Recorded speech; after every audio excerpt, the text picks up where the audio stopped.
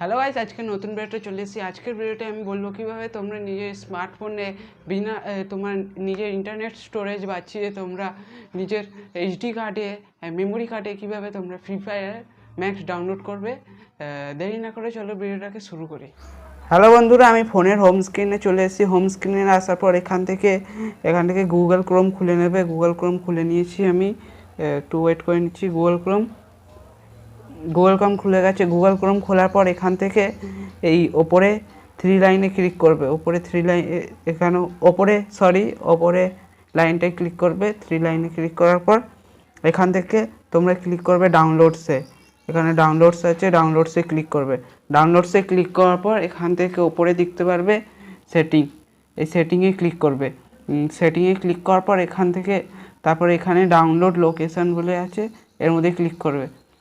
এর মধ্যে ক্লিক করার পর এখান থেকে দেখতে পারবে তোমার একটা ডাউনলোড ইন্টারনেট স্টোরেজে আছে আর একটা এইচডি কার্ড।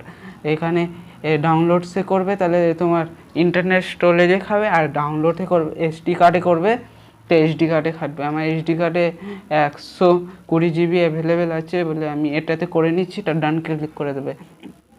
তারপর কিছু করবে না, ব্যাক করে যাবে। এখানে ব্যাক করে দেবে, পুরো এখানে যাবে। তো এখানে সার্চ করবে free fire max download APK search করবে। তারপর সার্চ করে দেবে। সার্চ করার পর এই প্রথমটাই ক্লিক করবে না, দ্বিতীয়টাই ক্লিক করার পর এখানে ক্লিক করবে। এখান থেকে তোমরা ফার্স্ট ডাউনলোড আর ডাউনলোড এক্স এপিকেতে ক্লিক করতে পারো। তো ফার্স্ট ডাউনলোডে ক্লিক করবে। এখানে ডাউনলোডে ক্লিক করার পর তারপরে এখানে নিচে যাবে। এখানে download HD free fire max APK version 2 HD card download. এখানে ডাউনলোডে ক্লিক করবে, এখানে অ্যালাউ করে দেবে। ডিটেলসে যাবে, তো দেখতে পারবে এখানে ফ্রি ফায়ার ম্যাক্স ডাউনলোড হচ্ছে।